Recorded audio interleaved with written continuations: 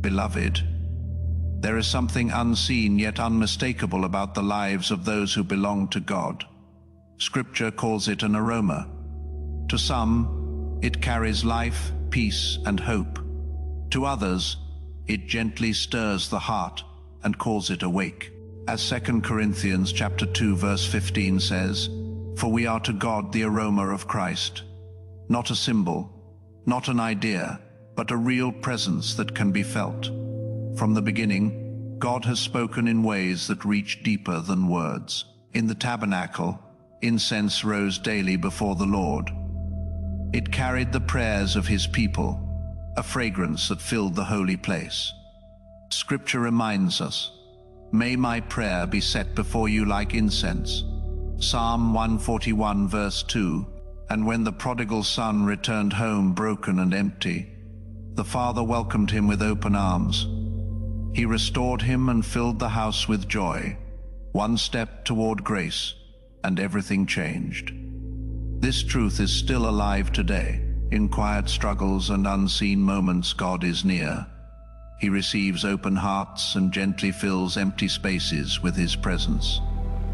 He reminds you that your life still carries his fragrance. Heaven is attentive to what a life releases, even when no one else notices. There is an unseen awareness in the spiritual realm, a sensitivity not to noise or appearance, but to essence. And in this season, there is a quiet company of people on the earth whose inner atmosphere has shifted. They are not marked by titles or visibility. They are recognized by what they carry. And what they carry is not accidental. It has been formed over time, shaped through pressure, obedience, and grace. You may not feel remarkable. You may still see yourself as ordinary, unfinished, or even unsure. But heaven does not rely on your self-assessment. It responds to what rises from your life. Scripture reminds us in Proverbs 27 verse 9 that the sweetness of a friend comes from earnest counsel. Depth produces its own signal, and depth is often born where comfort ends. Think about how the human body works. Before logic catches up, instinct already knows. A familiar scent can calm you without explanation. An unfamiliar one can make you alert before you understand why memory, emotion, and scent are woven together. In the same way, your inner life carries a record. Your spirit remembers the nights you endured, the choices you made quietly, the prayers you whispered when words felt thin. None of that disappears. It becomes part of what you carry forward. There was a stretch of your life when God was doing more than responding to requests. He was shaping your inner framework. James chapter 1 verse 3 speaks of faith being tested to produce endurance. But endurance is not loud. It grows slowly. You sat with questions that did not resolve neatly. You faced disappointment that lingered longer than you expected. Over time, you stopped defending habits that were draining your peace. You learned to let go, not because it was easy, but because it was necessary. When you look back, you may see fatigue. God sees formation. Where there was once fear-driven urgency, there is now discernment. Where there was once the need to be affirmed, there is now quiet steadiness.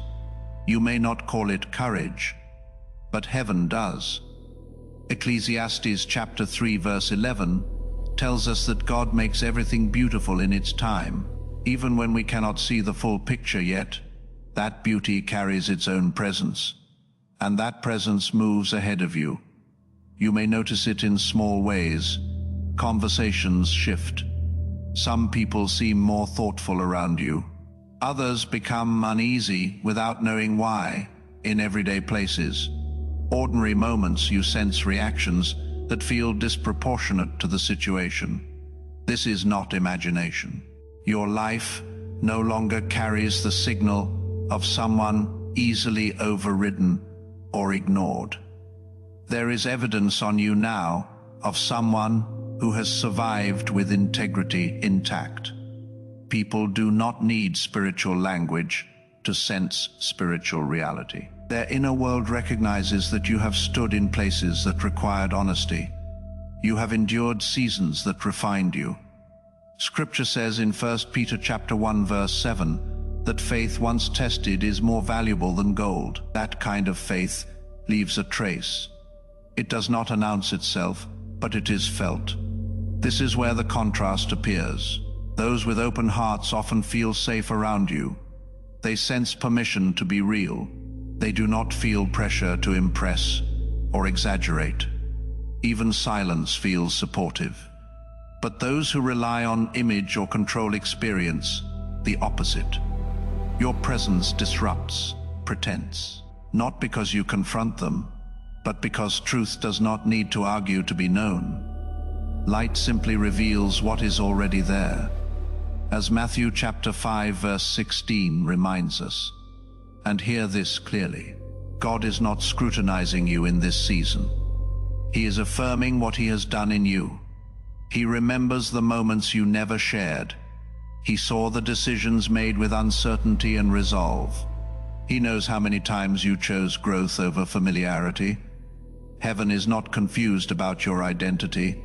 So when others respond with distance or discomfort, do not interpret that as failure.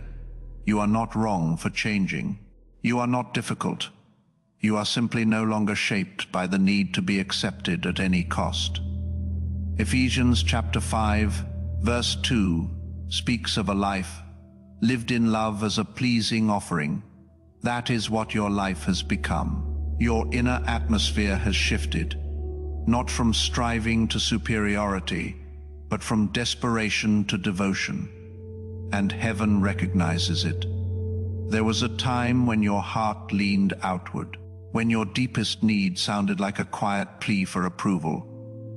You learned how to adjust yourself, how to stay agreeable, how to belong at almost any cost.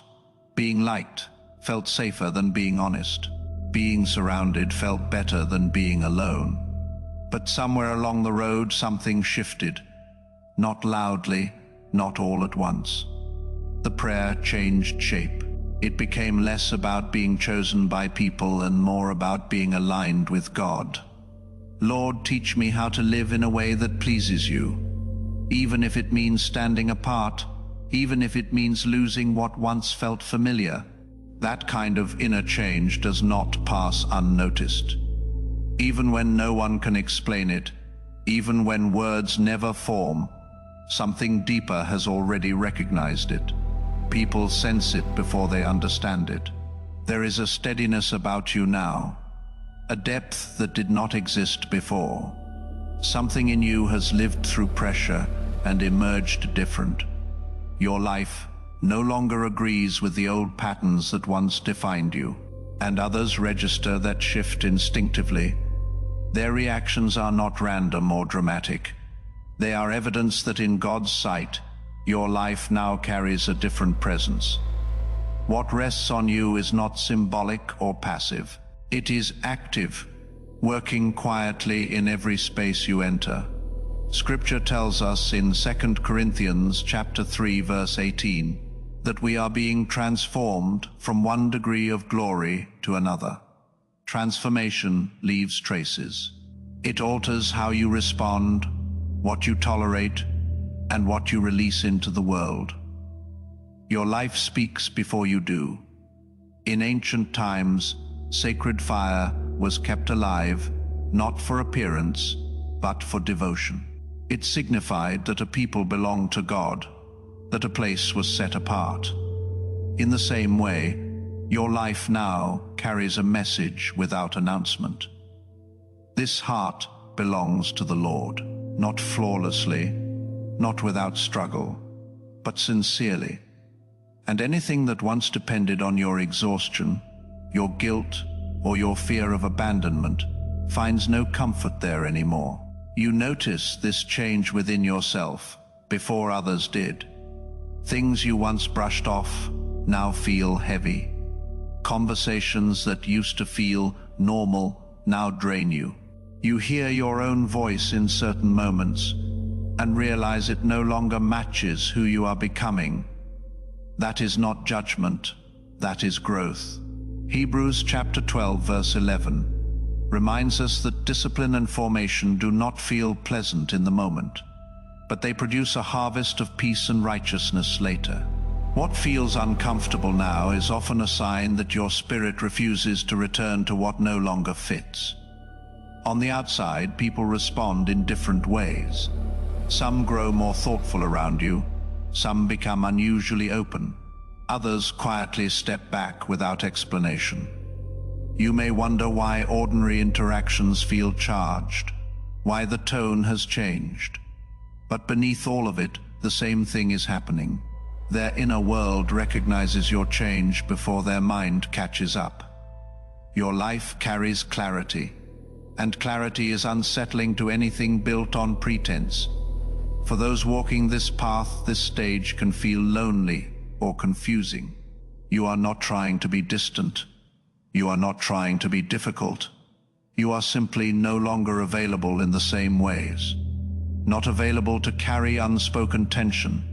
Not available to smooth over dishonesty.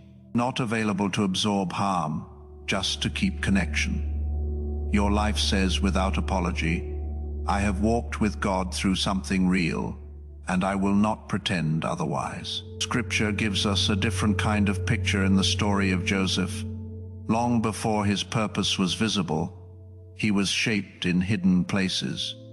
Betrayed, misunderstood, confined, he carried integrity where no one was watching. Genesis tells us that even in prison, the Lord was with him and showed him favor. What defined Joseph was not the injustice he endured, but the presence that stayed with him through it. When he finally stepped into leadership, it was clear that something deeper than circumstance had been formed within him. What clung to him was not bitterness, but wisdom. Your story carries a similar imprint. What remains on you now is not the residue of what tried to break you, but the evidence of who sustained you.